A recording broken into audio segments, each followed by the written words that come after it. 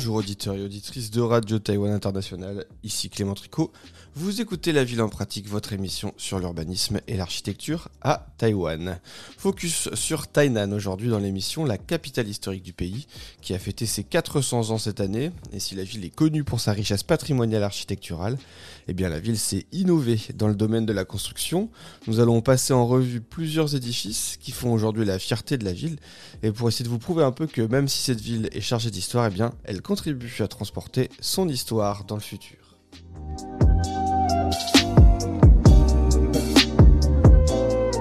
400 ans. La ville de Tainan a fêté en début d'année son quadricentenaire. Un grand opéra nommé 1624 a pour l'occasion été présenté. Plus tôt dans l'année d'ailleurs, Meg Wang vous avait présenté l'exposition au Musée national d'histoire de Taïwan sur les moments importants de rencontre entre le pays et le reste du monde. Et aussi cet opéra qui avait été présenté pour l'occasion. En outre, l'histoire de la ville débute avec les Hollandais. C'est l'année où la ville a été connectée à un réseau commercial international. À partir de là, la ville donc a joué un rôle dans la grande exploration du monde. Et donc c'est pour ça qu'il y avait l'exposition Transcending 1624, Taïwan et le monde. Bien évidemment, dans l'émission, nous n'allons pas revenir sur l'opéra ou cette expo. Je vous renvoie vers le décryptage sur le sujet. Et nous n'aurons peut-être pas le temps de retracer complètement 400 ans d'histoire. Cependant, la ville de Tainan a cette particularité, d'un point de vue architectural, de concentrer des édifices incontournables de l'identité taïwanaise et de son histoire, et donc tout ça avec la richesse sur 4 siècles. C'est un peu un voyage dans le temps, une découverte un peu des trésors et des pépites de Taïwan et de l'architecture que d'aller faire un petit tour à Tainan. En effet, puisqu'une visite dans cette super municipalité, c'est l'occasion de voir des bâtiments qui datent de l'époque de la dynastie Ming ou encore Qing. Forcément, il y a des bâtiments de l'ère japonaise ou des bâtiments construits plus récemment, après la fin de la Seconde Guerre mondiale. Donc c'est un voyage dans cette histoire du pays en passant par l'architecture. D'ailleurs, chaque visiteur de cette ancienne capitale historique entendra forcément parler du fort Zelandia, qui est connu aujourd'hui sous le nom du vieux fort d'Anping. Eh bien, sa construction avait commencé donc en 1624, la fameuse année qui correspond donc au point de départ de l'histoire locale, en tout cas revendiquée comme telle, même si bien évidemment il y avait des choses avant ces constructions. Je vous propose de retracer l'histoire en allant dans le sens opposé, mais plutôt parler des bâtiments contemporains aujourd'hui, qui font parler de la ville, on va dire peut-être à l'échelle internationale, en tout cas qui font la renommée, ou en tout cas qui mettent en avant certaines choses dans la ville via donc sa construction. Et ce n'est pas toujours ce qu'on attend, hein. Il y a parfois des surprises qui vont faire connaître une ville à l'étranger quand on essaye de s'intéresser précisément au domaine de la construction. Eh bien à Tainan, c'est un projet, le projet Tainan Spring, que l'on doit à l'agence d'architecture néerlandaise MVRDV, qui est peut-être le plus souvent cité comme exemple de reconversion d'un bâtiment ou encore d'économie circulaire. Par exemple, on peut citer que l'un des magazines d'architecture français, Da, lui avait d'ailleurs consacré un article en reprenant tout de même assez largement la communication des architectes sur le projet. Mais tout de même, c'est assez rare pour le souligner de voir qu'un édifice taïwanais se fait une place dans les pages des canards français spécialisés sur le domaine, effectivement, qui sont généralement ont du mal un petit peu à sortir de la France. En tout cas, les lecteurs ne s'intéressent peut-être pas suffisamment à ce qui se fait à l'étranger. Donc, se faire une place dans un canard aussi connu que Da, c'est une belle prouesse. Alors, ce projet, peut-être parfois un peu survendu même, consiste à la reconversion d'un ancien centre commercial nommé Chinatown, construit dans les années 80 près du port. L'article de Da le présente comme une grande structure commerciale ne remplissant plus sa fonction. C'est ainsi un centre commercial, et indique que le projet Tainan Spring montre quelles solutions sont possibles aujourd'hui pour transformer les centres commerciaux inutilisés, alors que les achats en ligne supplantent progressivement les magasins physiques. Alors en effet, les architectes sur ce lieu, faut imaginer un grand espace public ouvert, eh bien ont fait le choix de démanteler l'ancien espace commercial pour en faire un vaste espace public rendu à la ville et aux habitants, qui est légèrement décaissé par rapport Au niveau de la route, et bien là c'est un petit peu en contrebas. MVRDV célèbre l'ouverture de Tainan Spring, nous dit l'article de Da, un aménagement d'espace public comprenant la métamorphose d'un centre commercial du centre-ville en un lagon urbain entouré de jeunes plantes qui se transformeront en une jungle luxuriante au fil du temps, reconnectant ainsi la ville de Tainan avec la nature et son front de mer. Voilà, donc tous ceux qui sont plus en faveur de la reconversion des centres commerciaux, qui veulent essayer de redynamiser certains espaces, etc., eh bien, ont beaucoup utilisé et partagé sur les réseaux sociaux eh bien, ce projet pour vanter les mérites de l'économie circulaire. Voilà, donc...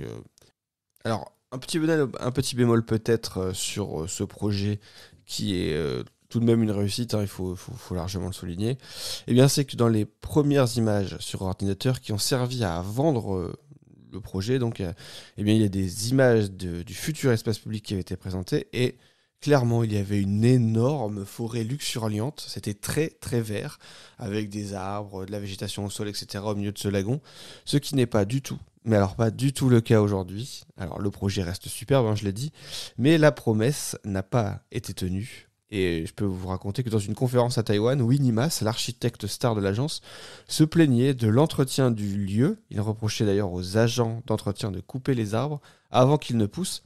C'est un peu facile de mettre la faute un petit peu sur, on va dire, les agents d'entretien quand finalement c'est le projet qui a peut-être manqué de certaines choses. Et d'ailleurs, MVRDV n'a pas fait que des réussites à Tainan. Ils ont signé un second projet, un marché aux fruits et légumes à Xinhua. Alors, c'est situé à l'écart du centre-ville. C'est beaucoup moins gracieux. C'est un bâtiment qui a fait l'objet de beaucoup de critiques sur les réseaux sociaux pour sa piètre qualité de construction. Comme quoi, on peut aussi faire parler de soi avec le bad buzz dans l'architecture. Il faut imaginer une très grande halle avec un peu au milieu de nulle part, puisqu'il y a assez peu de construction pour le moment autour. Et on est loin de l'économie circulaire, puisque il n'y avait rien vraiment auparavant. Et alors, sur place, on a une espèce de grande structure qui devait avoir un toit vert en terrasse, qui est accessible depuis à pied, hein, depuis le parking à proximité. On peut monter sur la halle. Et le lieu devait servir de point de rencontre et profiter des accès routiers pour mélanger fournisseurs, acheteurs ou encore visiteurs. Eh bien, la forme de cette grande halle ouverte doit représenter les collines environnantes pour continuer le paysage urbain et le paysage environnant. Bon, ce n'est pas franchement une si belle réussite. En tout cas, la qualité de construction n'est pas vraiment là. Donc voilà, on peut dire que MVRDV a réussi un magnifique projet, mais ne tient peut-être pas toujours ses promesses dans l'architecture à Tainan. Par contre, c'est à Tainan qu'est sorti de terre un premier village, un grand village circulaire, enfin village, disons ensemble de construction. L'agence très connue à Taïwan, Bioarchitecture Formosana, a respecté des principes d'une économie circulaire lors de la conception du village Taishugar, et un village circulaire. Donc, c'est un complexe résidentiel à Tainan, avec près de 350 logements locatifs, bâtis autour d'une grande ferme urbaine, avec plusieurs choses à ajouter à ça, une zone de gestion des déchets pour répondre notamment aux besoins des résidents. Et c'est à l'échelle du pays peut-être le projet parmi les plus ambitieux sur ces notions d'économie circulaire. Très brièvement, on peut se dire que les appartements sont organisés en 3 bâtiments en forme de L, avec chaque fois 2 unités distinctes reliées par des passerelles extérieures. Il y a un bâtiment en plus qui intègre des installations communes pour tous les résidents, laverie, bibliothèque, café, salle de sport, centre, et au centre du site, on trouve aussi des cuisines. Alors pour chaque élément aussi dans la construction, eh bien, chaque élément s'est vu attribuer un identifiant ou un passeport si on veut, ce qui permet le suivi de la réutilisation des matériaux dans le temps. Ça, c'est intéressant.